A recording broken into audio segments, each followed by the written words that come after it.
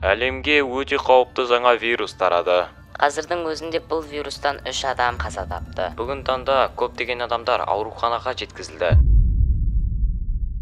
Дәл қазір әлемде қорқынышты жағдай болып жатыр. Бұл кәдімгі фильмдердегі эпидемияның басталуына қатты ұқсайды. Жұмбақ вирус карантиндегі адамдар теңізде қамалып қалған кеме. Сәлемдер, сіздермен бірге бұл мен Мистер Жанс, менің арнама қош келдіңіздер. Бүгін мен сіздерге әлемде шулап жатқан ханта вирус жайлы бар шындықты айтып беретін боламын. Ханта вирус қайдан шықты, жағдай не болып жатыр, жалпы ханта вирус дегеніміз не? Дәл осы сұрақтардың жауабын менің видеомда біле алатын боласыз. Сондықтан мені қолдап арнаға тіркеліп видеоға лайк басуды ұмытпайық. Ал енді видеоға кеттік. Батыс Африка жағалауындағы круиз кемесінде бірнеше адамның өлімінен кейін ханта вирус атты инфекция ресми түрде анықталды. Қазір Атлант мұхитында 100-деген адам круиз кемесінде қамалып отыр. Жағдай Хандиус атты лайнерде басталған болатын. 2026 жылдың сәуір айында кемеде қарт кісі белгісіз аурудан қайтыс болады.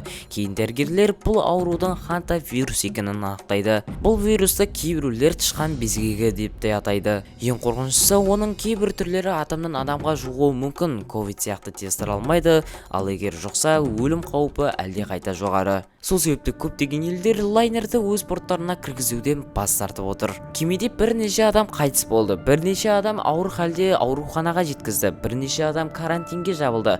Бірақ мәселе басқада. Шамамен 40 адамда кеме тоқтаған кезде кемеден түсіп қалып өз елдеріне қайтып кеткен. Сондықтан адамдар вирустың әлемге таралып кетуінен қатты қорқып жатыр. ДДС болса бұл жаңа пандемия болмайды дейді. Ал бірақ ковидтан кейін көп адамдар бұндай жаңалықты естісе бірден алаңдайды. Сонымен ханта вирус деген не жалпы? Бұл көбіне егей құйрықтар мен тышқандарда тарайтын қауіпті вирус. Адамға олардың нәжісі, зәрі немесе сілекейі арқылы жұғуы мүмкін. Жұқтырып алған адам осындай белгілер көрсете бастайды. Дене қызуы, әлсіздік, бұлшық ет ауруы, жөтел және тыныс алуының қиындауы. Кейбір түрлері өкпені зақымдап, бірнеше күн ішінде адамды ауыр халге түсіреді. Круиздегі оқиға 1 сәуірде басталған болатын. Хандиус атты лайнер Аргентинадан шығып, Антарктида маңына саяхатқа кеткен. Бұл өте қымбат люкс круиз болған. Кейбір каюталардың бағалары 22.000 еуроға дейін жеткен. Басында бәрі жақсы болған, бірақ та 6 сәуірде бір қарт кісі қатты ауыра бастаған. Жоғарғы температура, әлсіздік және де тыныс алудың қиындауы. 5 күннен кейін ол кеме ішінде қайтыс болады, бірақ та көбісі бұған мән бере қоймайды.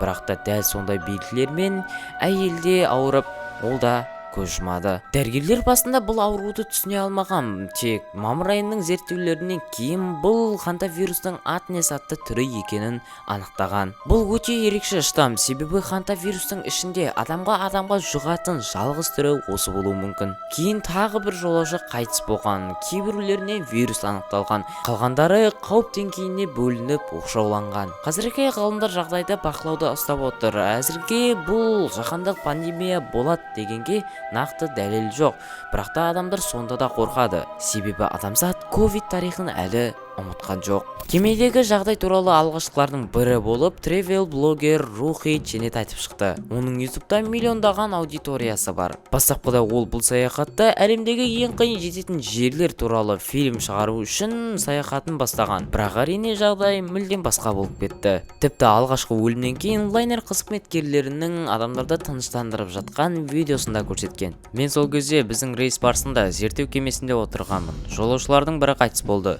Мен оны теңіз жағдайынан шығар деп ойладым. Кеше түнде тағы бір жолаушы кенеттен көз жұмды. Бірақ дәрігер маған ешқандай инфекция жоқ, кеме қауіпсіз деді. Алайда бәрі біз ойлағаннан да жаман болып шықты. Мен кемеден 24 күні түстім. Бірақ Хандиустағы 11 күн жолын жалғастырды. Мен түскеннен кейін бір күн өткен соң қайтыс болған адамның әйелі де көз жұмды. Ал 3-ші адам өлген кезде кемеде кеміргіштер арқылы таралатын жазылмайтын ханта вирус бары анықталды. Бірінші қайтыс болған жолаушыда шын мәнінде осы вирустан өлген екен.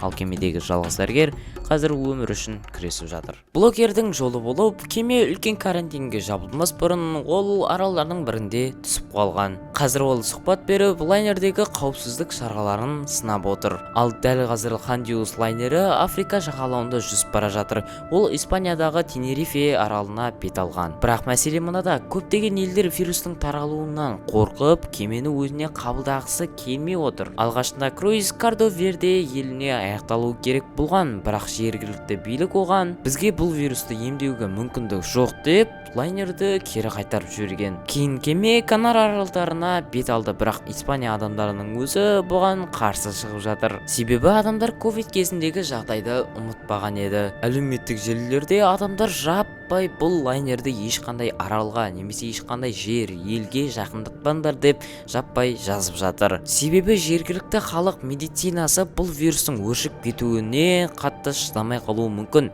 Себебі әлі бұл аурудың емі табылған жоқ. Оған қоса Канар аралдарының экономикасы туризмге тәуелді, ал бұл вирусты кеме жаңалықтары туристерді қатты шошытып жатыр. Соған қарамастан Испания лайнерді қабылдауға келісім берді. Бірақ олар жолаушыларды бірден жағаға шығармайды, олар ол жерді көптеген күн тексеріп, қауіп деңгейіне қарай бөлетін болады. Белгілі бір адамдар карантинге жіберіледі, ал вирус жұқтырмаған шетелдік азаматтар өз үйлеріне рейспен аттанады. Қазір ғалымдар жағдайды бақылап отыр. Әзірге бұл әлемдік пандемия болуға ұқсамайды десек те болады. Және де қазіргі уақытта бір дау болып жатыр. Адамдар желіге жаппай бұрынғы кинолардағы кескінділерді салып жатыр. Менің білуімше ол кескінділерде хантавирус жайлы айтылып кеткен. Яғни адамдар былай ойлап жатыр: бұл фильмдер бұрынғы фильмдер, ал бұл жаңадан шығып жатқан вирус. Бұл қалай болуы мүмкін? Бұрынғы фильм хантавирус жайлы айтып, ол жайлы бүкіл ақпаратты қалай түсіруі мүмкін деп